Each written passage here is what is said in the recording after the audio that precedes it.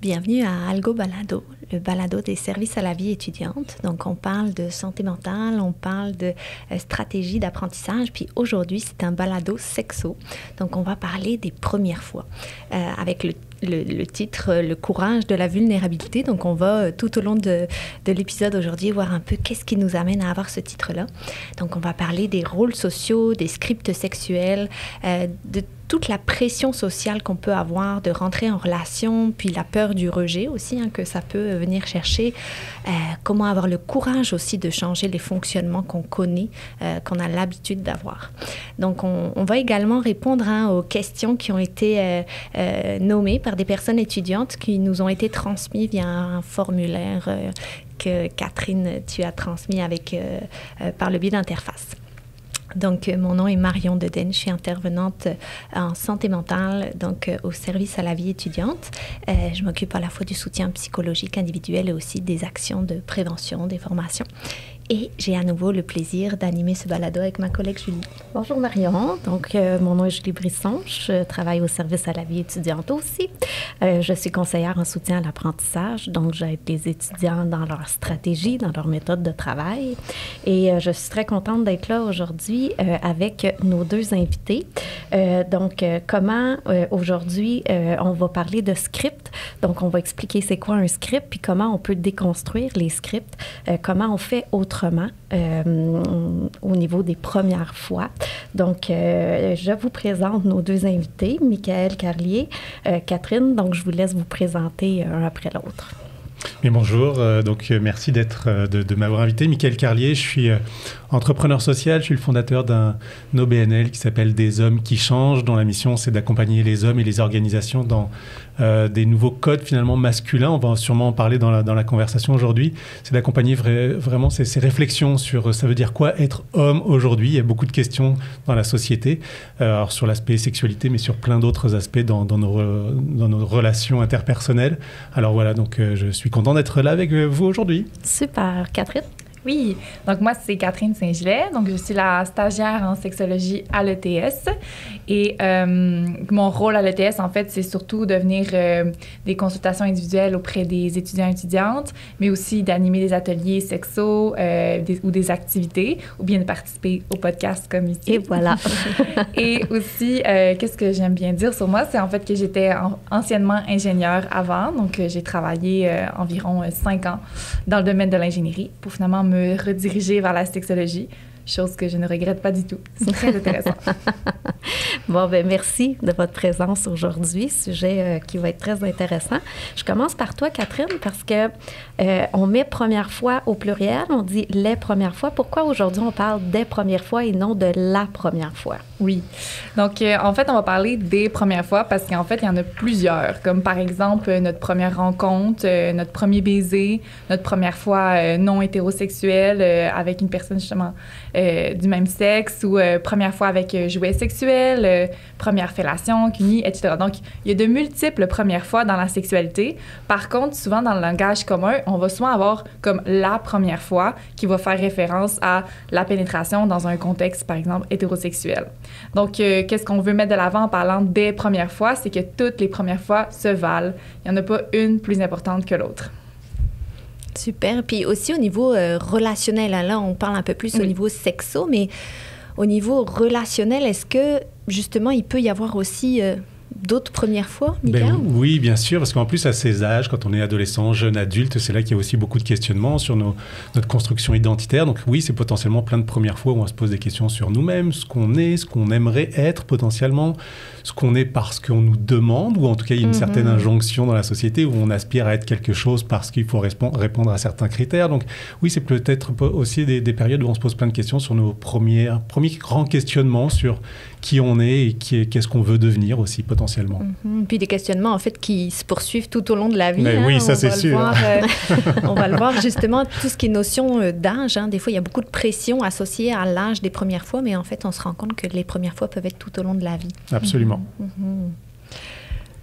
Peut-être aussi, justement, quelle influence ça peut avoir. Tout à l'heure, Julie, tu parlais des scripts. Alors, qu'est-ce que c'est vraiment un script? Je vais te laisser définir un peu plus précisément, mais globalement, c'est vraiment comme une construction, une suite d'actions, d'événements qu'on a appris, que ce soit par des modèles, par des films, des séries, puis qui nous dictent un peu comment on fonctionne dans nos relations interpersonnelles, dans nos relations sexuelles. Donc, un exemple que j'aime beaucoup, c'est on passe une soirée avec quelqu'un, on raccompagne cette personne-là au bas de chez elle, puis en fonction de ce moment-là, est-ce qu'on s'embrasse, puis ça sous-entend qu'éventuellement on peut aller plus loin, puis ça veut dire quoi plus loin? On dirait que tout ça est scripté dans notre tête. Et pareil dans la sexualité aussi, beaucoup de scripts qui sont dictés aussi par la pornographie, ou en tout cas aussi dans des films-séries. Donc, tous ces scripts-là, Catherine, veux-tu nous en parler un peu plus? Puis quelle influence ça peut avoir sur nous? Oui, donc définitivement, oui, le concept de script sexuel, ça vient un peu expliquer comment on peut apprendre la sexualité. Là, je suis plus au niveau de la sexualité, mais c'est aussi comment on interagit en relation. Puis, tu sais, le script, ça va avoir quand même une bonne influence sur notre sexualité, surtout pour les personnes hétérosexuelles, parce que ce sont les scripts hétérosexuels qui sont le plus véhiculés et connus de tous et de toutes.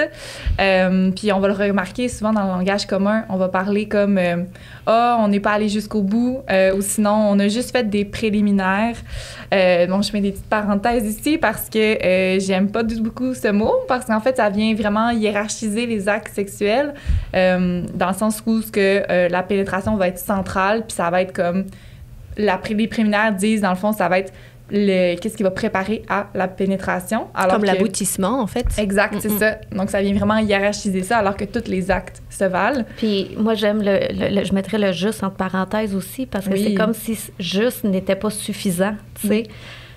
Oui, c'est ça. Ça vient un peu, comme tu dis, dévaloriser la relation sexuelle qu'il y a eu, alors qu'elle est complètement valide et très intéressante et peut être très plaisante, même s'il n'y a pas nécessairement eu de pénétration. Tout à fait. Donc, ça a un impact, en fait, justement, dans comment on parle de notre sexualité, puis sur notre sexualité. Il y a aussi, par rapport aussi, tu sais, les scripts vont aider à un peu savoir comment on se comporte, donc quoi attendre de l'autre, etc. Par contre, ça peut créer des attentes parfois irréalistes, surtout si on vient se comparer à la pornographie, par exemple, tous les scripts qui sont véhiculés là-dedans. Et aussi, ça donne une pression à venir performer le script jusqu'au bout. Comme tu l'as dit, Marion, c'est ton script où la personne est en bas de chez elle, puis là, par exemple, c'est comme une occasion que c'est sous-entendu que peut-être qu'on pourrait s'embrasser. Puis là, si tu t'embrasses, il y a comme une pression des fois, ben là, ça veut dire qu'il faudrait que je demande à la personne de monter chez moi. Donc, on a toute cette notion de consentement qui ça peut avoir une influence aussi. Donc, on peut des fois continuer le script sans qu'on le veuille vraiment parce qu'on veut pas briser le mood ou parce que, ben là, je l'ai embrassé, donc, tu sais, faudrait que j'ai sous-entendu que... Donc, oui, une fois qu'elle est montée chez moi, ben, ça veut dire que je suis obligée de consentir à, par exemple, une relation sexuelle, puis qui peut aller jusqu'à une pénétration parce que, justement, tu sais, c'est comme si on avait ouvert la porte puis que là, c'était plus possible de la refermer dans ces scripts-là, dans cette notion de script. Oui, puis c'est le script hétérosexuel, surtout préliminaire, pénétration, éjaculation est très répandue et donc la pression est d'autant plus forte à le compléter. Puis, Michael, tu me diras, mais il me semble que ces scripts-là sont souvent genrés. Ben oui, puis dans les scripts que tu décris, effectivement, il y a cette espèce de pression sur le garçon, sur l'homme aussi, où il faut absolument aboutir. On a l'impression que l'homme doit aller...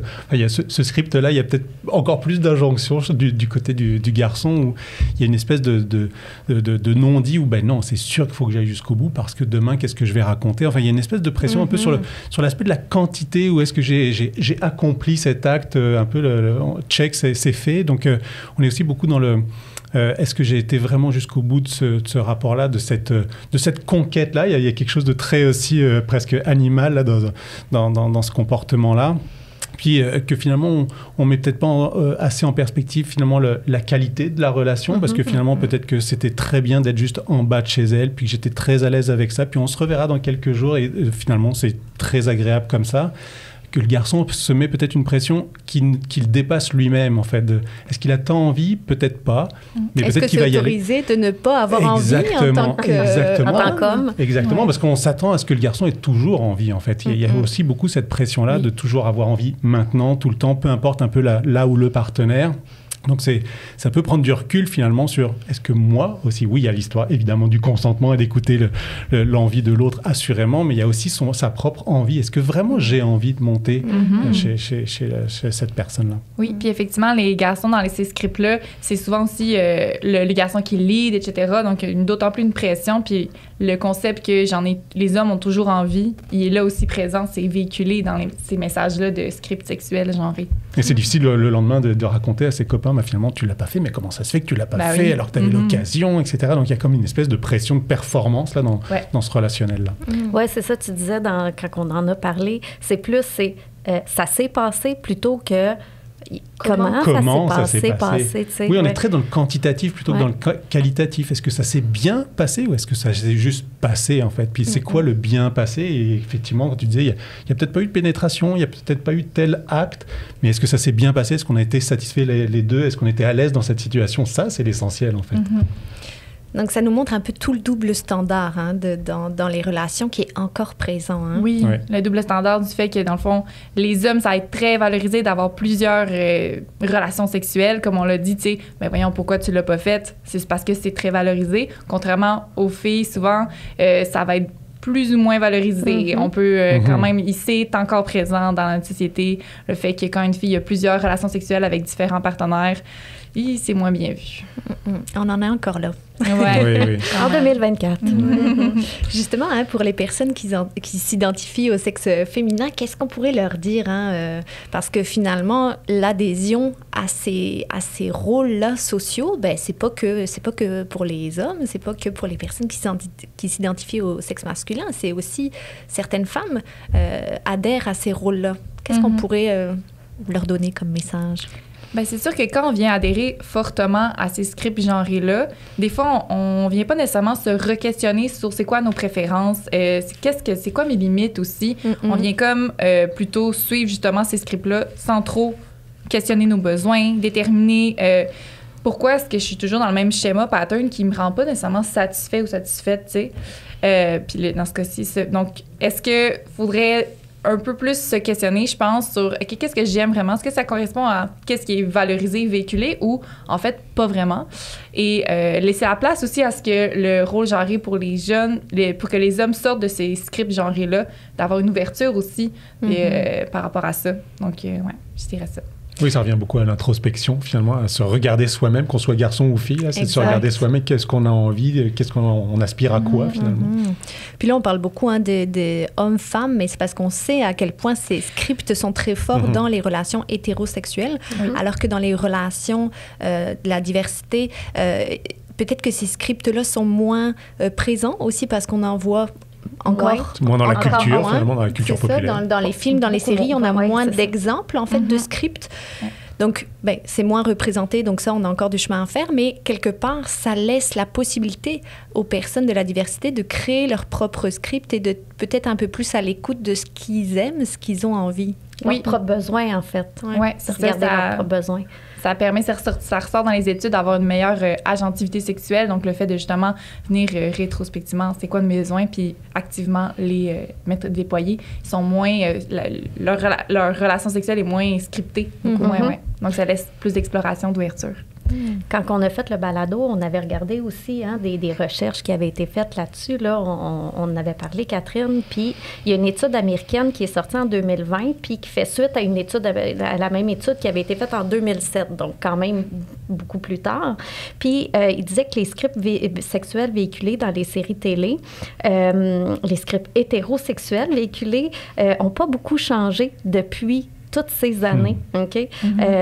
Pour, quelques nuances, oui, là, mais reste que c'est les mêmes scripts depuis si longtemps. Tu sais, on n'évolue pas tant que ça, dans le fond, à ce niveau-là. Puis, il y a même une recrudescence de certains, encore dans les dossiers certains dossiers de la presse là, qui sont sortis, comme quoi il y a de plus en plus de jeunes qui veulent revenir au rôle plus traditionnel, au rôle plus genré, qui même peuvent avoir tendance à suivre des influenceurs masculinistes. Qu'est-ce qui fait que ça n'a pas encore changé ou que ça peut avoir du mal à changer, à évoluer?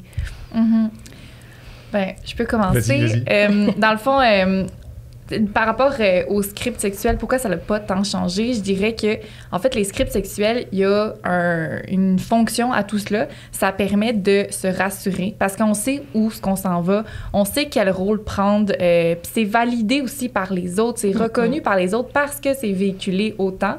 Donc, c'est très rassurant, en fait. Ça permet aussi d'anticiper un peu, parce que dans les relations amoureuses ou intimes, il y a beaucoup d'incertitudes. Donc là, ici, on peut quand même un peu anticiper ça serait quoi la réaction, comme par exemple si j'arrête sur le bas de la porte. Exactement. Donc, ça permet de diminuer des fois le stress qui est relié à toute l'incertitude dans les relations amoureuses. Donc, c'est peut-être pour ça aussi que ces scripts-là, on les garde puis ils restent quand même à travers le temps.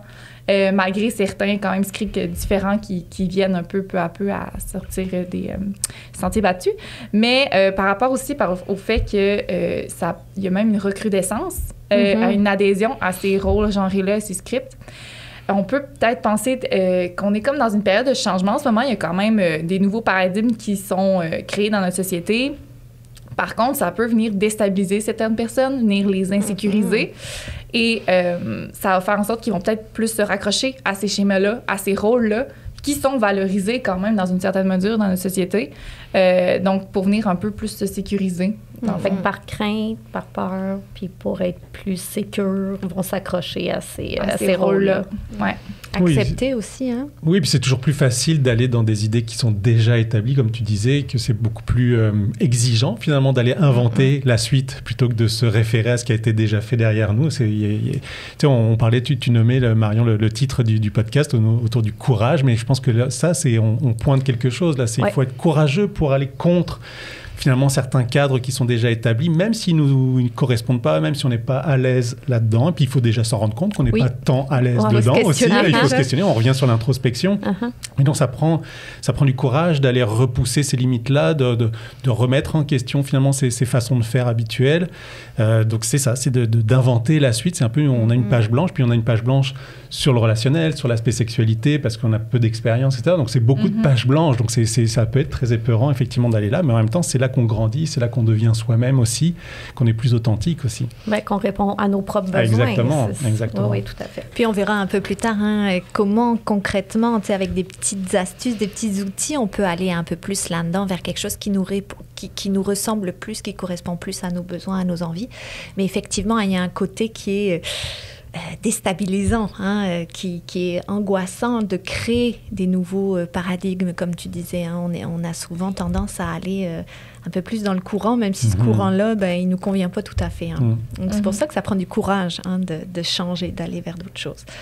Puis, il y a quand même des avantages aussi à déconstruire ça. Ça serait quoi les avantages? Oui. Donc, par rapport à... Moi, c'est un concept que j'aime amener aussi dans mes rencontres parce que moi, je trouve qu'il y a beaucoup d'avantages à venir les déconstruire parce que ça peut venir diminuer l'anxiété de performance qui peut être très présente, surtout lorsqu'on a moins d'expérience, donc on le sait moins, tout ça. Donc, il y a beaucoup cette anxiété de performance-là. Puis quand on vient déconstruire les scripts, c'est que là, on se donne plus de lousse, moins de pression à venir exécuter quelque chose. Par exemple, pour la pénétration, ça nécessite souvent d'avoir une érection assez... une érection, dans le fond. Puis, ça permet de venir diminuer que si j'en ai pas, c'est pas grave parce que je peux faire d'autres choses, dans le fond. Puis, de venir explorer d'autres choses. Puis, des fois, c'est même une occasion pour faire « là, on va faire d'autres choses. Et ça peut apporter aussi une meilleure satisfaction sexuelle. Parce que le fait d'explorer, d'aller en dehors de ces scripts-là, ça permet de savoir qu'est-ce qu'on aime vraiment dans la sexualité, de pas juste suivre ces scripts. Et voilà. Et aussi, quand on sort des scripts, Parce que dans qu'est-ce qui est scripté, il n'y a pas beaucoup de communication verbale. C'est pas très érotisé. C'est vrai, hein? Dans les films, c'est toujours très... en tout cas, les scènes qu'on voit, c'est toujours très silencieux, toujours un peu dans les mêmes positions. On dirait qu'on s'attend exactement à la suite de l'enchaînement des positions. Oui, tout à fait. Ça en devient d'ailleurs... Ça en devient très triste. Très triste, j'allais dire ça, très plate, oui, c'est ça, la communication verbale est vraiment pas érotisée dans les séries télé, dans les films. Donc, quand on vient sortir de ça, ben là, on peut oser plus venir parler dans l'acte sexuel, puis ça permet une meilleure communication, puis souvent, elle est nécessaire quand on est avec une personne qu'on ne connaît pas vraiment, tu sais, parce que le décodage du non-verbal est beaucoup plus difficile quand on ne connaît pas la personne. Donc, je trouve que c'est vraiment un plus-value, puis tu sais, avoir une sexualité satisfaisante, ça passe par la communication. Oui, puis c'est vrai que dans les films, dans la culture populaire, on dirait que les deux personnages savent exactement ce qu'ils vont faire. Il y a zéro communication. Tout dans la vraie vie, c'est pas du tout ça qui se passe. Mais effectivement, on a l'impression qu'ils savent exactement, même si c'est une première date, ils se comprennent parfaitement. Leur corps dans se la vraie complète. vie, c'est pas ça. C'est facile. Oui, c'est ça. Comment on peut savoir ce que l'autre aime si c'est la première fois, si on lui a jamais demandé? C'est impossible, en fait. Mais c'est vrai que ces images-là nous laissent croire que c'est comme ça que ça se passe. Donc, c'est quand même... Et qu'on le sait d'avance, et que l'autre sait aussi d'avance, que tout est entendu. Donc, les déconstruire, ça permet de se dire, OK, ben c'est pas grave si je lui demande, en fait. Puis ça peut, à un moment donné, tu peux l'érotiser, ça, de venir communiquer. Est-ce que tu aimes ça quand je te fais ça? Est-ce que tu voudrais que je te fasse ça? Ça peut être très plaisant. C'est très beau, en fait. C'est très beau d'être dans cette vulnérabilité, dans cette authenticité, d'être dans la communication avec l'autre, dans l'empathie avec l'autre aussi. Donc, c'est super beau. Oui, puis de se rappeler aussi qu'au début, c'est normal de tâtonner, c'est normal de ne pas savoir que... Puis ça fait partie aussi du jeu érotique. Ça peut faire partie du jeu érotique, puis ça devient beaucoup plus intéressant au final. Donc, c'est intéressant l'idée que vous amenez de déconstruire ça, puis tous les avantages, parce que c'est vrai que des fois, on se dit, là, je suis moins bien que les autres, on va en parler un peu plus tard avec les témoignages, les questions, je suis moins bien que les autres parce que j'ai moins d'expérience, mais en fait, tout peut être expérience, puis lors d'une première fois, que ce soit pour soi ou avec quelqu'un, en fait, on peut créer plein de nouveaux codes avec cette personne-là, donc, et dans ce contexte-là, donc ça devient beaucoup plus riche, en fait. Puis on a tendance à penser que les femmes parlent un peu plus, mais les hommes aussi doivent communiquer leurs besoins. Absolument. On ne sait pas plus l'homme ce qu'il désire, là. C'est important pour l'homme aussi. Absolument. Puis l'homme, probablement, le sait pas beaucoup parce qu'on ne nous apprend pas beaucoup à faire cette introspection, à observer nos sentiments, nos émotions, etc. Donc, c'est vraiment un apprentissage qu'il faut qu'on fasse de façon volontaire, j'ai envie de dire, parce que la société nous amène moins bien sur ce chemin-là. Donc, il faut en prendre conscience puis le faire soi-même. Il faut faire ce propre travail par nous-mêmes. Les femmes sont davantage socialisées pour être plus sensibles, plus à l'écoute de ça. Donc là, nous, on a peut-être un travail supplémentaire à faire de notre propre chef là, pour aller sur ce chemin-là. Puis je vais dans le sens de la communication. Là, tu disais les premières fois, c'est important, on ne sait pas ce que l'autre veut, mais même à long terme, moi, ça fait longtemps que je suis avec mon conjoint, puis si on veut que notre sexualité perdure, puis qu'elle soit agréable, encore, il faut communiquer, encore, il faut se dire ce qu'on aime moins, ou ce qu'on voudrait essayer de nouveau, nos premières fois, même après 15 ans, tu sais. Oui, bien sûr. Donc, c'est ça, tu sais, donc c'est important d'apprendre cette communication-là à long terme pour déconstruire les scripts, pour avoir une sexualité satisfaisante. Là. Oui, il n'y a jamais rien de figé, finalement. Exact, on apprend tout, on apprend tout le temps. Et voilà. Et dans le sondage sur Interface, justement, il y a eu des personnes étudiantes qui ont posé des questions en lien avec la communication. Je donne des exemples, là, mais c'est quand même parlant, puis je pense qu'on va pouvoir un peu donner quelques trucs par rapport à ça. Comment engager la discussion pour la première fois? C'est vrai, comment on fait ça? Des fois, ça peut être gênant. Ça peut être, on sort de notre zone de confort si on doit poser des questions qu'on n'a jamais posées. Comment passer au niveau suivant, comment je l'amène, comment je l'aborde, tu sais, puis c'est quoi, tu sais, le niveau suivant, est-ce que c'est obligé de suivre un script, tu sais, tout ça. Comment peut-on aborder de manière adéquate le polyamour dans les rencontres, dans les premières rencontres, afin d'être honnête avec les partenaires. Donc, on parle d'honnêteté, mais pour être honnête, il faut communiquer. Donc, puis avec que faire si mon partenaire exprime des sentiments profonds au tout début d'une relation, puis que moi, c'est pas réciproque. Donc, encore une fois, il faut les communiquer, ces sentiments-là. Donc, Est-ce que tu as des petits trucs à fournir à ces étudiants-là, des pistes de solutions, en fait? Les clés de la vie. Ouais. Ben, tu sais, il n'y a pas de recette magique, là. Comme tu l'as mentionné, Julie, dans les 3 questions aussi qu'on voit, c'est vraiment de venir ouvrir la communication. C'est sûr que ça peut être stressant, ça peut générer des angoisses, de l'anxiété, mais sinon, tu vas jamais savoir la réponse. Donc, c'est d'ouvrir la communication, c'est d'en parler de manière le plus authentique possible, bienveillante aussi. Puis qu'est-ce qui peut nous aider un peu, c'est de venir identifier, bon, c'est quoi vraiment que je veux communiquer. Puis des fois, ça peut aider aussi de savoir, ben ça part de quel besoin qu'on a. Et on peut se pratiquer à le dire tout haut. Vraiment, ça peut l'air niaiseux, mais ça peut vraiment aider. Surtout, c'est quelque chose de très confrontant pour nous. Et surtout aussi de trouver un moment propice à la communication. C'est pas tous les moments qui sont bons pour venir communiquer, donc vraiment s'assurer que nous, on est émotionnellement pas trop activés et aussi que l'autre soit pas trop activé, puis qu'on ait quand même du temps pour venir discuter de ça. Donc voilà, des petits moments propices pour venir communiquer. Et aussi se souvenir, qu'est-ce qui aide, je pense, à franchir le pas, à venir parler de certaines choses qui viennent un peu plus nous stresser. Se souvenir que tout ce qui est les réactions de l'autre, ses perceptions, ses idées, comment il va le recevoir, tout ça, ça ne nous appartient pas, en fait. Ça, c'est pas en notre pouvoir, notre contrôle. Donc, c'est d'essayer de venir lâcher prise là-dessus, de se dire, ben moi, on n'a pas de contrôle là-dessus. Donc, on peut passer de l'énergie à se dire, OK, penser à toutes les éventualités des réactions, mais au final, on le sait pas. Donc, d'essayer de, ben gars, je vais y aller parce que je le sais pas, en fait, puis il faut que j'ose en parler, par exemple. Ça donne des relations plus authentiques aussi, hein. Donc c'est difficile parce qu'il y a toute la peur du rejet qui peut venir justement, puis on va en parler un peu plus loin, mais ça donne, encore une fois, ça a des avantages de fonctionner comme ça pour aller justement vers quelque chose de plus authentique. Puis des fois aussi, hein, on sait, hein, je vais lire un témoignage là, où est-ce que des fois, les premières fois, hein, c'est associé à un âge, ou en tout cas, on se dit, ah, ben, il faut que je fasse ça avant tel âge. On est très normé aussi par rapport à ça. Il y a comme des moyennes, des chiffres, on s'y associe. Et justement, hein, il y a cette possibilité-là de se sentir un peu en décalage, un peu hors norme. Donc, on va essayer de voir qu'est-ce qu'on peut répondre à ce genre de situation.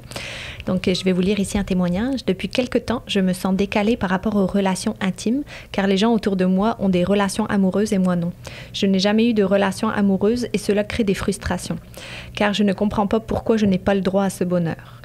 J'ai très peu d'expérience sexuelle, j'ai bientôt 25 ans et je n'ai eu qu'une relation sentimentale. J'ai la sensation qu'il y a quelque chose d'assez mal vu par la gente féminine, dans le sens où cela demande des efforts en plus, surtout au début de la relation. Et j'ai la sensation d'un décalage avec les filles de mon âge qui ont généralement beaucoup plus d'expérience que moi, décalage qui ne fait que s'amplifier avec le temps qui passe. Quelle réaction, qu'est-ce qu'on pourrait répondre à ce témoignage? Bien, ici, je peux commencer, mais ici, dans le fond, on voit vraiment la pression sociale à venir entamer, à avoir une vie active sexuellement avec partenaire. Parce qu'en fait, souvent, on est actif sexuellement, mais avec soi-même, par rapport avec la masturbation, etc. Mais ça démontre à quel point la pression, elle est importante et ça peut créer toutes sortes de sentiments. Comme ici, on a parlé, il y avait une certaine frustration à ne pas en avoir. Il y a aussi se sentir dévalorisé, dans le sens que j'en ai jamais eu. Ça a l'air d'être pas très valorisé chez... ici, bon, il parlait des genres féminines, mais donc, c'est ça, ça peut créer plein de sentiments, souvent négatifs, de ce décalage-là, mais voilà. Puis se sentir jugé et peut-être se juger soi-même, de là la frustration. Ça démontre à quel point la pression sociale, elle est présente. Puis de venir un peu se dire, en tout cas, de venir un peu s'enlever cette pression-là, puis d'être... Oui, puis quand cette personne exprime que les autres semblent en avoir fait beaucoup plus d'actes sexuels et de relations intimes, etc., d'une part, il faut un peu relativiser. C'est peut-être pas si vrai que ça. On sait à quel point cette pression-là, elle est sur les épaules des autres gens aussi. Donc, on peut se vanter peut-être d'un peu plus de relations. Puis encore une fois, je reviens sur la notion de quantité versus qualité. Est-ce que ces personnes-là ont eu peut-être plein de relations, mais est-ce que ces relations ont toutes été satisfaisantes à la hauteur de ses attentes, de ses envies, etc.?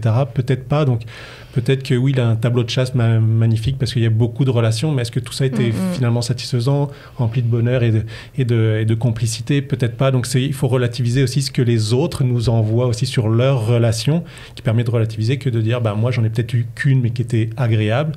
Puis j'attends la vie qui va me présenter, que quelqu'un d'autre va se présenter dans ma vie, ça va arriver. Mais c'est de relativiser aussi un peu comment on présente les relations qu'on a aussi autour de soi. Tout à fait. Puis, c'est quoi les impacts qu'on peut avoir de vouloir tant rentrer dans les standards de temps? C'est de dire, à l'adolescence, je dois faire ça, je dois avoir fait ça avant l'âge adulte, par exemple, là, je donne des âges, mais ça met une pression, et donc, qu'est-ce que ça peut avoir comme conséquence chez les personnes? Oui. Bien, souvent, qu'est-ce qu'on va avoir comme... quand je peux dire des histoires où ce que les personnes, ils se sentaient tellement en décalage que là, ils vont se dire, OK, là, il faut que je coche cette case pour me débarrasser de ce stigma-là, parce que c'est un stigma qu'on peut ressentir. Et là, on va bâcler, entre parenthèses, la première fois, parce qu'on va se dire, OK, j'y vais, mais là, on n'était pas prêt, on était plus stressé, donc ça peut amener, être déçu, on peut trouver ça douloureux, mais quand même y aller. Donc, tu sais, c'est comme, vraiment, ça peut être très... c'est ça, avoir une première fois, en fait, qui n'est pas du tout satisfaisante, qui ne répond pas à tes besoins, que tu t'es pas écouté là-dedans, juste parce que tu voulais cocher puis se dire, OK, j'ai coché cette phase-là. Puis là, souvent, quand on parle de relations hétérosexuelles, c'est pénétration phallo-vaginale, donc vraiment comme ça, j'ai coché cet acte. Donc, ça peut être bâclé. Mais en fait, c'est de se rappeler que l'âge des premières fois ou le nombre de partenaires, ça n'influence en rien notre capacité à venir donner du plaisir, à venir... ça ne détermine pas non plus notre qualité dans nos relations. Ça ne nous définit pas, en fait. Parce qu'on peut avoir, comme en fait, Michael l'a un peu mentionné, mais on va avoir plusieurs relations sexuelles, mais ne jamais être à l'écoute de l'autre, ne jamais être à l'écoute de ses besoins, donc des relations peu satisfaisantes qui ne nous ont pas permis vraiment de nous connaître. Puis ça fait en sorte que notre sexualité est beaucoup moins satisfaisante. Puis si, au contraire, on n'a pas nécessairement beaucoup d'expérience, mais on s'est full intéressé, on se connaît bien parce qu'on s'est beaucoup exploré soi-même, etc., puis on veut être plus à l'écoute de l'autre, etc. Donc ça, c'est vraiment des éléments qui vont aider à avoir une sexualité plus satisfaisante, plus plaisante. Puis ça veut rien dire par rapport à ton expérience. Peu importe l'âge, peu importe, c'est ça, ce que tu as vécu avant ou pas, finalement. C'est surtout l'intérêt de s'informer aussi. Hein. Il y a des super livres, peut-être que tu pourras en parler. Oui, le livre, j'aime beaucoup. C'est « Il n'y a pas d'âge pour se poser des questions » de Charline Vermont. C'est pour les jeunes adultes, justement. Là, puis j'adore ce livre. Oui, puis il est super. Il y a plein d'images, super ludiques. Puis ça peut être un ouvrage de référence, justement, quand on veut s'intéresser, puis que, justement, on axe plus vers la qualité plutôt que la quantité. On parlait tout à l'heure de la peur du rejet. Donc, on a eu aussi des questions par rapport à ça. Comment surmonter ma crainte de l'échec? Comment faire face à un rejet sur la base de l'ouverture à la non-monogamie, par exemple? C'est des thèmes différents, mais on est toujours dans le même besoin de performance. Comment peut-on vaincre la peur du rejet quand on veut aller parler à une personne qu'on aime et qu'on veut développer une relation amoureuse? Donc, on voit qu'il y a toujours cette petite crainte de « oui, j'ai envie de me montrer vulnérable, mais qu'est-ce qui se passe si ça ne fonctionne pas ou si, justement, je me fais rejeter? » Oui, on est dans de l'inconfort, là. Puis il faut accepter d'aller dans cet inconfort. Puis tu mentionnais tout à l'heure la zone de confort, la zone de confort, de sortir de sa zone de confort. Mais j'aime l'idée de l'élargir, cette zone de confort. Pas juste d'en sortir, mais de l'élargir. Parce que finalement, on est en train d'apprendre. Là, quand on fait ça, on sort de notre zone, mais finalement, on l'élargit parce que la prochaine fois, ça nous sera plus facile et la fois encore plus, etc. Donc, d'aller dans cette zone d'inconfort, c'est intéressant aussi. Oui. Puis j'aime bien me rappeler que derrière cette peur du rejet-là, c'est à cause qu'il y a un besoin quand même vraiment important. C'est le besoin de préserver notre estime de soi. Donc, c'est normal d'avoir cette crainte-là. Et dans les relations amoureuses et intimes, il y a beaucoup d'incertitudes. Il y a beaucoup de ces craintes-là, puis on le sait pas comment la personne va réagir, on le sait pas. Donc, ça peut être vraiment difficile à vivre. Donc, c'est pour ça que moi, des fois, de tolérer l'inconfort, mais aussi d'en parler, de bien s'entourer, de faire des choses qui nous font du bien, parce que puisque ça peut générer beaucoup d'anxiété, les relations, le dating, c'est bien de venir prendre soin de ces émotions-là puis de venir nous aider à les gérer aussi. Parce que ça peut être pas facile de s'affronter la crainte du rejet. Il y a vraiment pas de formule magique ici, là. C'est ça, c'est de tolérer l'inconfort, d'oser, puis d'agir. Puis d'en parler, tu le disais, hein, je pense d'en parler de façon authentique pour vrai, de dire des vraies choses à ses amis, etc. Enfin, je pense d'en parler, ça libère beaucoup de pression. Ah, c'est clair. Et nos petits scénarios qu'on se fait dans la tête, ben, on peut les sortir, puis avoir un regard extérieur, avoir des conseils, ou en tout cas un regard extérieur, assurément. Donc oui, d'en parler, j'ai l'impression que c'est une grande clé, ça. On parle encore de communication. Oui, c'est ça. Oui. Puis ce qui me vient, c'est que c'est communication avec ses partenaires, mais aussi communication avec d'autres personnes autour pour justement venir un peu... le mot qui me vient, c'est comme désacraliser ça, mais de rendre ça, en fait... Dédramatiser aussi. Puis en fait, en t'écoutant, on est vraiment ici dans le cycle de l'anxiété. Hein. C'est que quand il y a quelque chose qui nous insécurise, qu'on ne connaît pas, ben en fait, il y a deux options. Soit je m'expose, puis je confronte un peu cette anxiété-là. Puis ce que ça me fait, c'est que je me sens plus fort à chaque fois, comme tu disais. Hein, plus je m'expose, plus mon anxiété baisse, puis plus j'ai de l'expérience, de l'aisance. Mais l'autre option, c'est aussi d'éviter. Hein, c'est souvent le chemin qu'on prend le plus souvent parce que c'est plus facile à court terme. Hein, on vit moins d'anxiété quand on évite. Effectivement, hein, s'il y a une personne qui m'attire beaucoup, si je ne vais pas lui parler, c'est sûr que je vis moins d'anxiété que si je vais l'aborder. Donc, c'est ça. Mais ce qu'on sait dans ce cycle-là, c'est que plus on évite, plus l'anxiété augmente parce que finalement, on n'arrive pas à s'évaluer un peu soi-même dans notre capacité à faire les choses, à aller vers les autres, par exemple. Donc, c'est vraiment un cercle vicieux. Puis, l'idée, hein, c'est de dire, OK, j'essaye de m'exposer à la hauteur de ce qui est possible pour moi. Donc, c'est pas forcément... on passe pas du tout au tout, on c'est va ça. Étape par étape. Là. Exactement. Puis, c'est aussi ça qui fait que ça fonctionne, hein, d'aller à la hauteur de ce qu'on se sent capable, mais vraiment d'essayer de ne pas éviter les situations parce qu'on sait que ça vient renforcer, j'étais plus sûre. Renforcer, en fait, cette anxiété-là. Il y avait aussi l'idée de courage versus vulnérabilité, hein, dont on avait parlé un peu en préparant ce podcast. Tu voulais nous parler, Michael, de tout ce qui était un peu responsabilisation aussi, d'ouvrir la conversation, on l'a abordé un peu. Hein? Oui, ce qu'on disait en début de discussion, c'est qu'effectivement, les garçons sont peu socialisés pour aller au fond d'eux, de se regarder, puis d'exprimer leurs émotions, leurs sentiments, leurs besoins. Et puis, je pense que c'est effectivement... on est dans une époque, je pense, qui est en pleine transformation, où les rôles genrés évoluent beaucoup. Et là, j'ai l'impression que les garçons, les hommes, ont aujourd'hui cette responsabilité de se prendre en main sur cet aspect-là qu'on nous a peut-être pas bien appris, mais qu'il faut absolument développer si on veut être en relation agréable avec les gens et notamment avec nos partenaires intimes. Donc oui, de pas attendre que ce soit la femme qui prenne soin de l'homme, qui est encore une fois dans les grands standards, dans la culture populaire, c'est ça, c'est la femme qui prend soin de son homme qui est donc bien déprimé, etc. Donc il y a vraiment quelque chose dans la responsabilisation qui nous incombe aujourd'hui chez les garçons, chez les hommes, d'oser aller demander de l'aide, notamment, que ce soit un psychothérapeute ou de toutes sortes. Il y a beaucoup de spécialistes aujourd'hui dans notre société qui peuvent nous venir en aide. Mais ça, c'est à nous de faire ça. C'est notre travail à nous d'apprendre à faire ça, même si on n'a pas été socialisé pour le faire. C'est notre travail aujourd'hui, oui. Puis je dirais aussi, oser en parler à d'autres personnes, d'autres gars, hommes ou à son partenaire, mais d'oser en parler, peut-être pas juste en thérapie, mais aussi aux autres, de ces craintes-là. Là, j'ai peur de me faire rejeter ou, tu sais, je sais pas comment faire ou de venir en parler, ça peut toujours aider.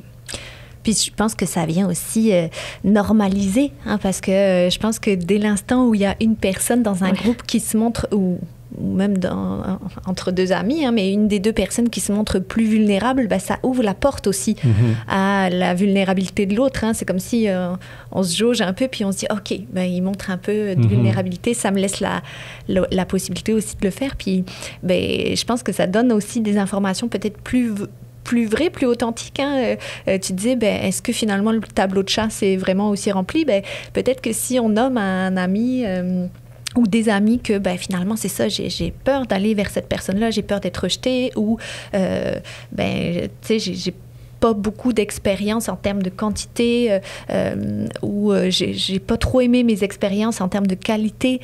Dès l'instant où on ouvre cette porte-là, je pense que ça vient amener une discussion et où les autres personnes peuvent aussi dire moi c'est pareil, je me rends compte que c'est plus difficile pour moi. Donc de permettre cette communication-là aussi entre pairs finalement. Absolument. Il faut qu'il y ait quelqu'un qui brise le cycle en fait pour que les autres se mettent à parler, parce que on s'entend que plusieurs hommes vivent des choses. C'est pas parce qu'ils l'expriment pas qu'ils le vivent pas, qu'ils n'ont pas des pensées, qu'ils n'ont pas des craintes, eux autres aussi. Exactement. Puis on a toujours l'impression que les autres ont une vie tellement meilleure que la nôtre. Les médias sociaux savent bien alimenter ça. Donc effectivement, puis si les garçons osent ouvrir ce chemin-là entre eux, entre les garçons notamment, entre les chums, je trouve qu'il y a quelque chose de super beau à développer.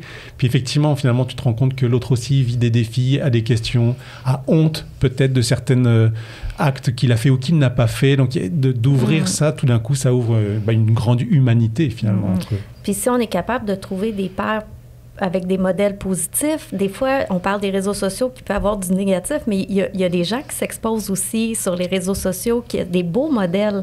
Oui. Donc, de s'accrocher à ces modèles-là, d'aller voir ces modèles-là, d'aller leur parler, ça peut aussi aider à la communication, à sortir les émotions, à aller chercher des outils, des stratégies. Et de voir ça comme une force et non pas comme une faiblesse, de faire ce genre de témoignage. Voilà. Puis voir que, des fois, c'est pas parce qu'on s'exprime puis qu'on attend de l'autre. Des fois, oui, on a un bon retour, puis des fois, non, parce que, comme tu disais, on n'a pas le contrôle sur les réactions de l'autre non plus, puis il faut garder ça en tête. T'sais. C'est le courage d'être vulnérable. Absolument, c'est ça. Oui. C'est ça. Donc, on disait que se rappeler, on parle de vulnérabilité, là, se rappeler qu'il y a de l'incertitude dans toute situation, tu sais, en fait, on en parlait, là. Puis moi, je pense qu'un des trucs dans tout ce qui est navigation dans les relations amoureuses, surtout quand c'est une première fois ou dans le dating, se rappeler que, les situations, ils ont une incertitude. C'est pour ça que ça me fait vivre autant d'anxiété, autant de peur. Et, puis, tu sais, on parle de peur, c'est quand même une peur de rejet de l'autre qui peut venir attaquer notre estime, etc. Donc, c'est pas négligeable. Et se rappeler que c'est ça, c'est pour ça que, OK, je me sens de même. Mais après ça, c'est de venir voir, OK, identifier qu'est-ce que j'ai du contrôle dans la situation et qu'est-ce que j'en ai pas. Et là, de vraiment, comme je l'ai mentionné dans le podcast, mais je pense que c'est vraiment important de le rementionner, c'est que tout ce qui appartient à l'autre, j'ai pas de contrôle dessus. Je ne peux pas savoir. Donc, je dois tolérer le fait que je me sens anxieux, j'ai pas envie de me faire rejeter. Personne n'a envie de se faire rejeter dans la vie, mais d'oser aller en parler, agir à petits pas selon comment on est capable de s'exposer, mais de venir ouvrir la conversation, puis de valider, c'est ça, avec l'autre, puis de se dire, OK, j'ai pas le contrôle là-dessus, donc je lâche prise. Ça donne place à des relations plus riches aussi. Hein. C'est ça que je vois, c'est que, oui, si on reste toujours en surface, on se mouille moins, c'est moins confrontant, mais en même temps, c'est moins satisfaisant aussi parce qu'on est toujours un peu dans l'image, dans le paraître. Et ce qu'on ressent, en fait, est beaucoup moins vrai, beaucoup moins ressenti. Donc, c'est un peu fade. Ça a une saveur un peu fade. Donc, oui, peut-être que quand on s'expose, quand on communique plus, ça nous fait vivre plein d'émotions, plein d'incertitudes, mais ce qu'on peut récolter est beaucoup plus satisfaisant, beaucoup plus savoureux, en fait. C'est ça dans le cadre de ton travail, j'imagine que tu entends des satisfactions aussi de gens qui se sont exprimés. Là. Oui, absolument. Puis quand on disait que c'est le travail d'une vie, je rencontre plein d'adultes et d'hommes relativement âgés, ou en tout cas, et qui sont encore dans ces questionnements-là, qui sont encore dans ces apprentissages-là, parce que je le disais, dans notre socialisation, on ne nous l'apprend pas dans notre plus jeune âge. Donc c'est un travail qu'on fait de façon plus consciente plus tard, mais on peut le faire tout au long de notre vie. Puis là, on parle de certains aspects de l'intimité, de la sexualité, mais finalement, c'est toutes nos relations dans la vie où on continue à apprendre sur soi, à apprendre comment on interagit avec les autres, à développer plus d'empathie, etc. Donc oui, quand moi, je parle avec des hommes qui découvrent, et j'en fais partie, j'ai appris moi aussi plein de choses, j'ai envie de dire, sur le tard, et c'est magnifique, en fait, de développer des nouveaux apprentissages, des nouvelles compétences socio-émotionnelles, relationnelles. On grandit, puis on grandit, je pense, toute notre vie. Tout à fait. Puis, j'allais juste mentionner, de venir déconstruire. J'entends aussi beaucoup de déconstruction dans qu'est-ce qui est véhiculé dans la société. Puis ça nous permet de nous libérer puis de diminuer la pression qu'on se met à venir se conformer. à ces rôles ou à ces attentes-là qu'on pense que la société a. Ouais, puis de revenir, je crois, aussi à la notion de choix. On a toujours le choix, en fait, dans ce qu'on fait, dans les gestes qu'on pose, finalement, pour soi. Et donc, de penser à ça, c'est pas, le chemin n'est pas tout tracé devant toi. Donc, tu as toujours le choix de est-ce que je prends à droite ou je prends à gauche? Est-ce que je refuse? Est-ce que j'accepte? Donc, de revenir à ça, on est tout le temps dans des positions de choix. Et tout d'un coup, on reprend beaucoup de pouvoir, finalement, sur ce qui se passe dans nos vies, dans nos trajectoires, si on repense à ça. Et d'ailleurs, notre prochain podcast va être en lien avec le consentement et consommation, mais aussi consentement. Donc, de voir qu'en fait, le consentement, ça part de soi à la base. Hein. C'est pas, oui, il y a la communication puis la réception de l'autre, mais à la base, c'est un questionnement avec soi-même. Donc, effectivement, de revenir sur le fait qu'on a toujours le choix. Et si je me permets de conclure un peu, donc, c'est se rappeler justement de cette notion de choix, se rappeler aussi que ça apprend du courage de se montrer vulnérable, mais bon, on voit qu'il y a beaucoup d'impacts positifs que ça peut avoir sur nous, sur l'évolution des genres, de la société.